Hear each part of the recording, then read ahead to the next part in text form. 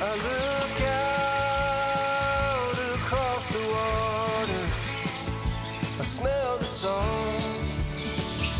I feel the breeze, but in my heart I hear the calling of my old home, Tennessee. Need to know where these rivers flow, why the Hi guys, it's a beautiful day once again and welcome back to Dexter's World channel.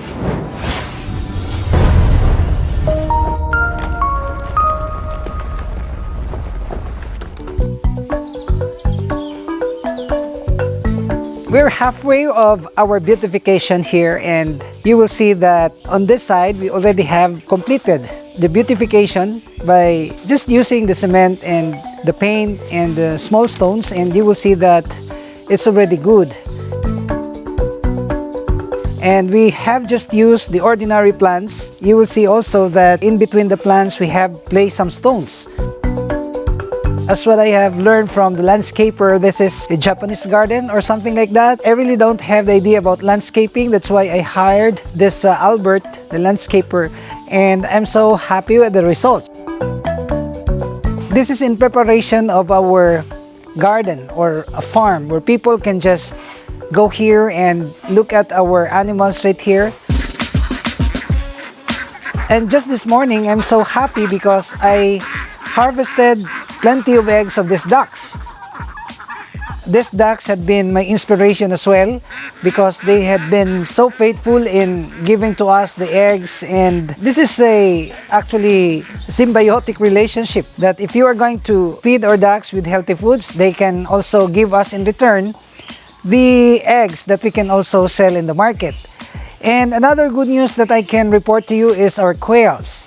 Our quails are now massive. We have actually harvested some 300 eggs already for yesterday, and today we expect another 300, and we are putting the eggs inside the incubator every 5 days. We expect that every 5 days we're gonna be able to harvest some chicks from the incubator. And those of you who are interested about quail farming, you can just go to our store. You can make reservations about the chicks of the quails. One of the best things that will happen to your life if realizing our dreams and happy doing it is one of the best things that will happen to your life. And I'm saying this because since I was a kid, I was really dreaming of an aviary, a simple garden, and a place where I can raise all the animals that I'd like to raise.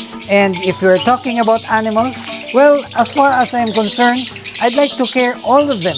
I'd like to care lizards, these reptiles, these birds, these ducks, chickens, and I'd like to build an Noah's Ark actually.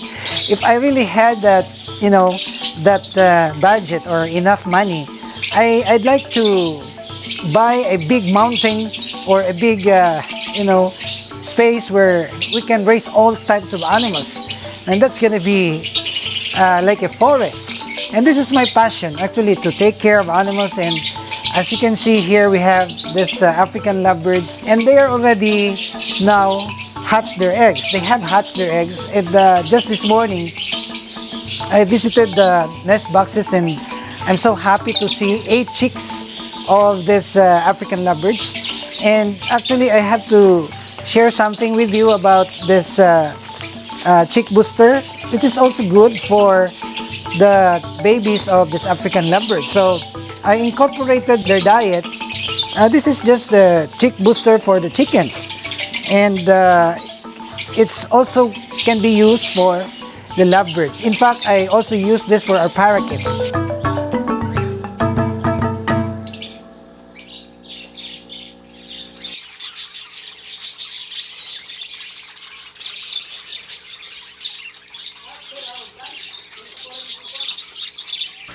Bird watching is one of my activities here at the house, and I can see that the adult ones are already laying their eggs in these hanging clay pots.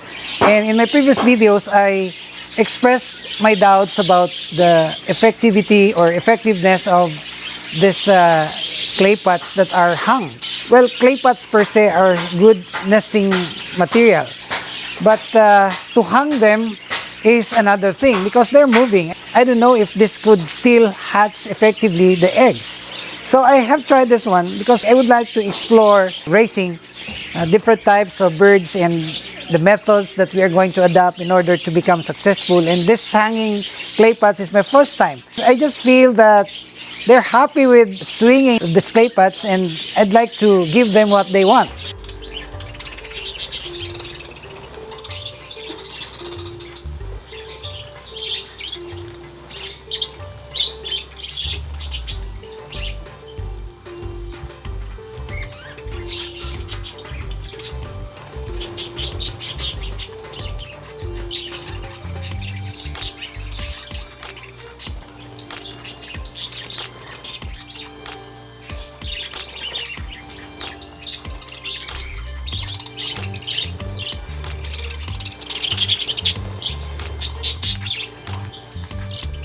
In fact, just this morning, I have observed them eating the bird seeds on the ground and looking at them, and they're so happy. And you look at the noise.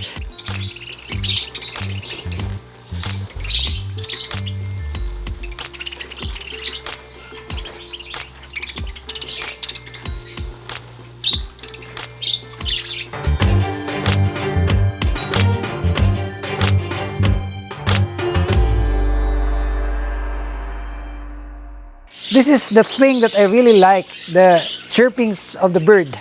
And I'm happy because this gives me joy, this gives some, happiness in my heart to look at the healthy animals that are doing their normal activity. They are breeding, they're, looking for a place where to lay their eggs. And this activity is very delightful to see. In my previous videos, I already have explained to you the mechanics of the filtration system.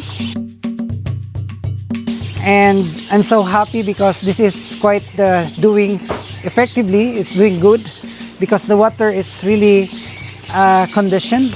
I can see that the conditions of our fish are on the A1 condition. It's the utmost condition. And I can also see in the future that we can breed several types of fish. This box we have the Shubunkin breeders. This one we have the red cap breeders. And then this one we have this bullhead from Thailand breeders. And over here we have this calico breeders. And this one the Moor and the pearl scale. So they are so elegant fish that we are about to breed. If you really know your fish, you can tell whether they're gonna spawn or not, their eggs. Also, you can squeeze the belly of this female or male goldfish to be able to know whether or not there are milk inside and they are good for breeding. So as a breeder, these things are just simple. I already have told you in my previous videos about this, how to identify the male and the female, and the easiest way to identify it. You can also browse that on our earlier videos. But what we can share today is the conditioning of our fish. Well, the conditioning of our fish will be done with food. And this kind of food is the high protein food. And we're incorporating their diet, the sweet germ. And we're giving live food. We're giving tubifex worms. But these worms are, we assure that we are going to let these worms defecate. I mean, we cannot just feed them the worms that we got right from the river and then we'll put over here. That will surely devastate our fish. They will surely die because of the bacteria. If we can treat the worms for at least 5 days, maybe that's a good time for you to, give that to your fish. So my intention is to let you know and experience about this breeding. That's why I've been telling you about this. I've been so honest with you because I would like you to also grow in your in your own way about, this business venture. This is really a big business.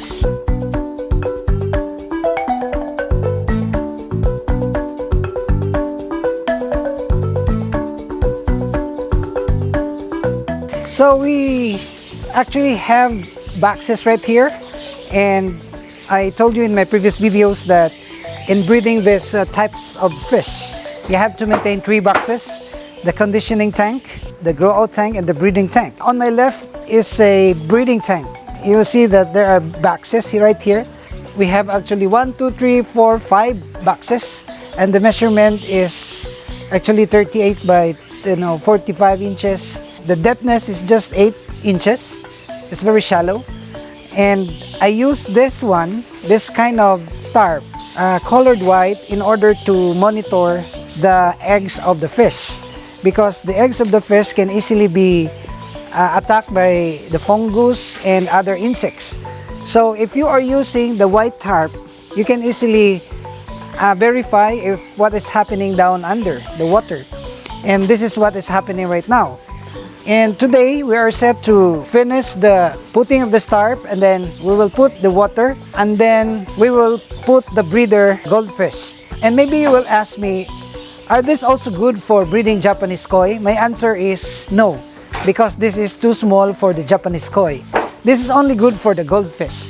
So the breeding of our Japanese koi will be done in a big tank over there, and then we are trying our best to also expand the mud pond, because in the next couple of days you're gonna be seeing a lot of the several types of goldfish, the imported ones and even the Japanese koi, and several types of fish.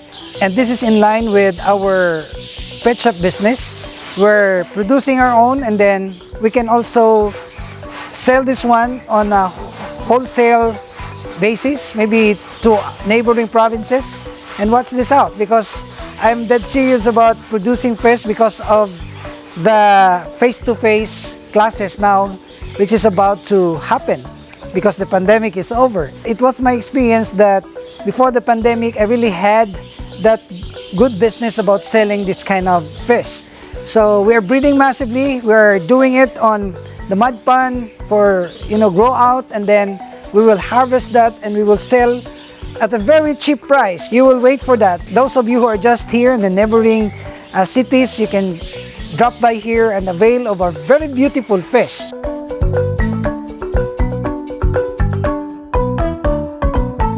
We have another batch of this baby kois, and these are good breeds. They're platinum. This platinum koi is also very saleable. And our system here is to drop in here the baby kois at the age of 5 days, and then we will grow them. We'll monitor their health. And I found out that this tank is also good for the fry. This small fry of goldfish and even koi. We're just adding water every day.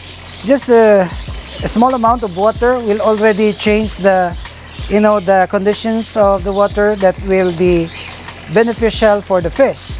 So we're doing this on a regular basis. And the koi will stay here up to 20 days or maybe 1 month. And then after 1 month, they gonna be thrown in the mud pond. And right there at the mud pond, we already have some 5,000 to 7,000 heads of this baby koi. We have dropped this in this big mud pond.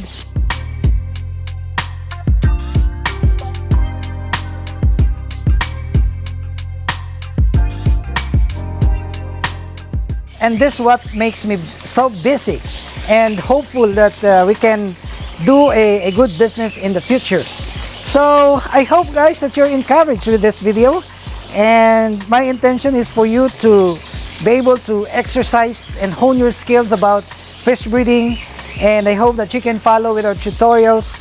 And I'd like to make a shout out to those ones who have decided to become members of this channel. Thanks a lot for your support, and also for those ones who have made comments in the comment section sharing their knowledge and experiences. Thanks a lot.